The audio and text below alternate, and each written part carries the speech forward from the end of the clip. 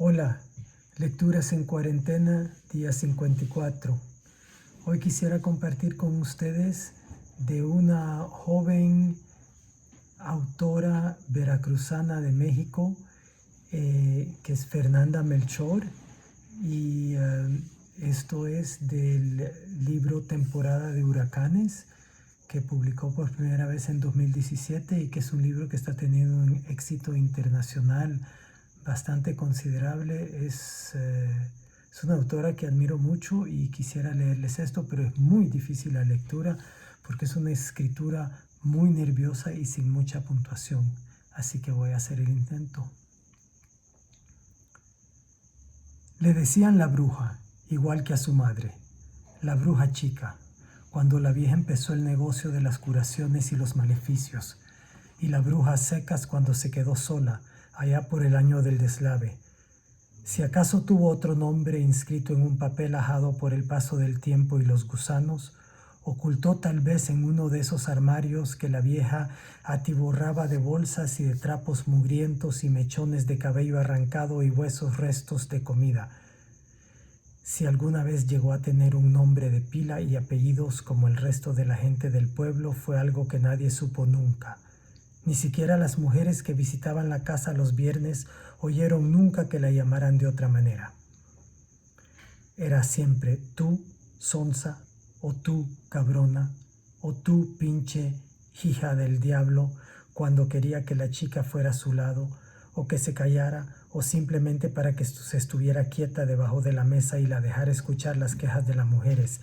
los gimoteos con los que salpimentaban sus cuitas, achaques y desvelos, los sueños de parientes muertos, las broncas con aquellos aún vivos y el dinero. Casi siempre era el dinero, pero también el marido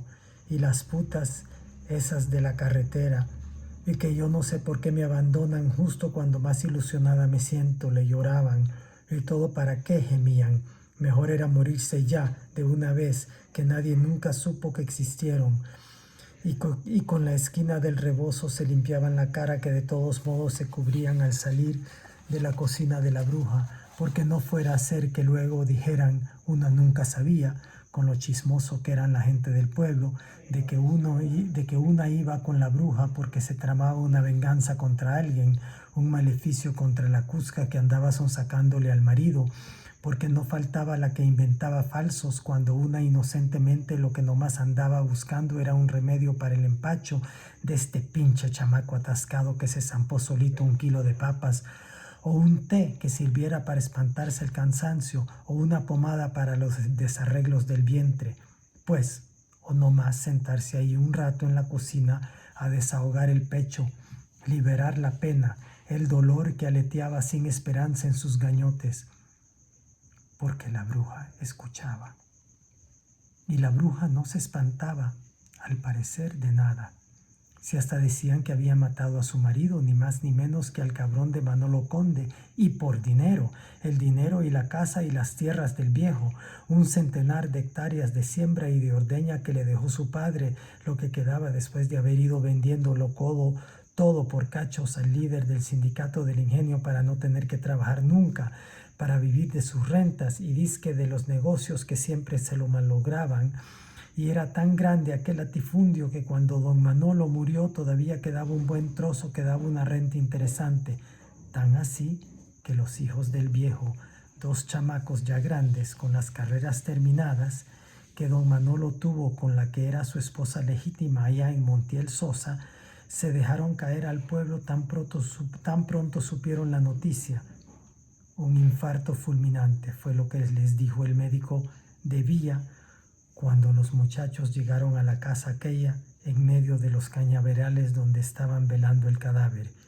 Y ahí mismo, enfrente de todo el mundo, le dijeron a la bruja que tenía hasta el día siguiente para largarse de la casa y del pueblo, que estaba loca si creía que ellos permitirían que una furcia se quedara con los bienes de su padre, las tierras, la casa, aquella casa que después de tantos años aún seguía en obra negra, grandiosa y mal hecha como eran los sueños de don Manolo, con su escalinata y su barandal de querubines de yeso y los techos altísimos en donde anidaban los murciélagos, y el dinero.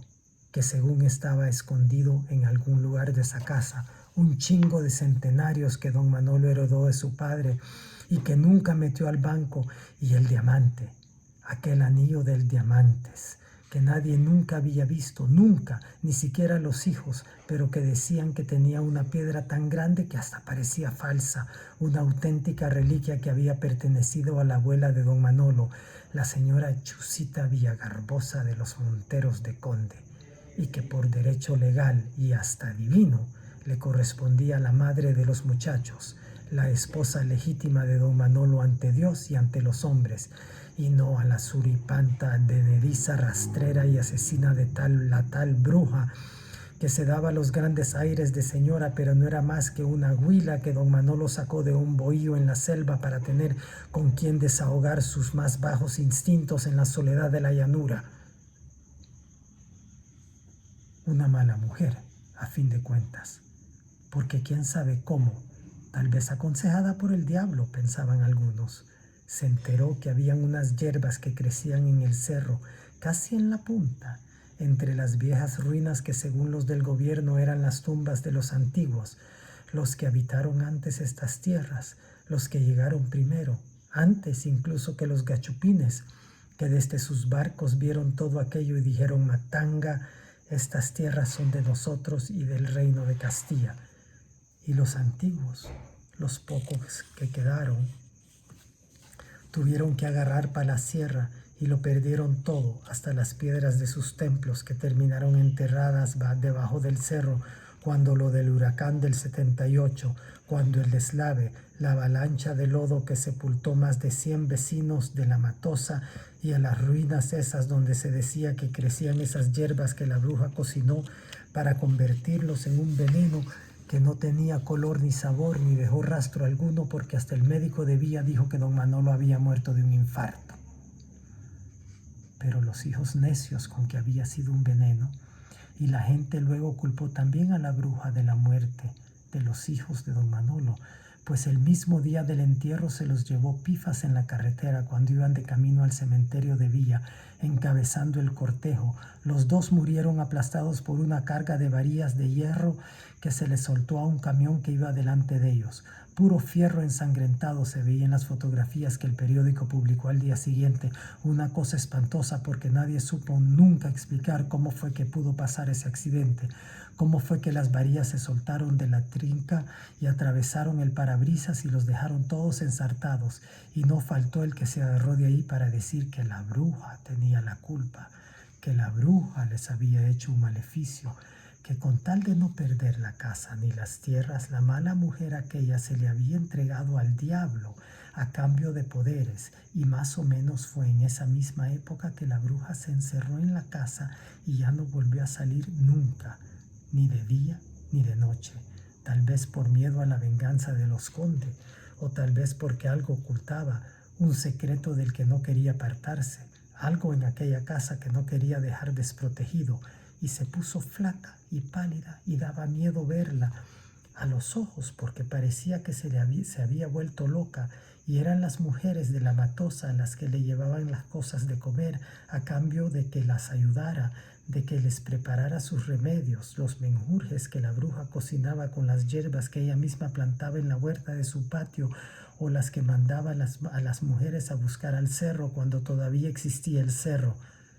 Esa fue también la época en que la gente empezó a oír, a ver el animal volador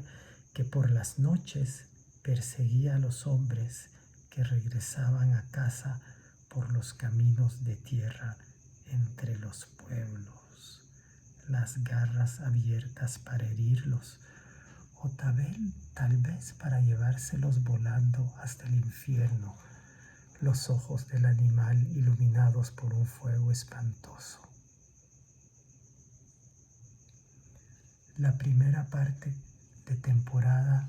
de huracanes de Fernanda Melchor, un libro maravilloso, una novelista de primera. Gracias. Hasta mañana.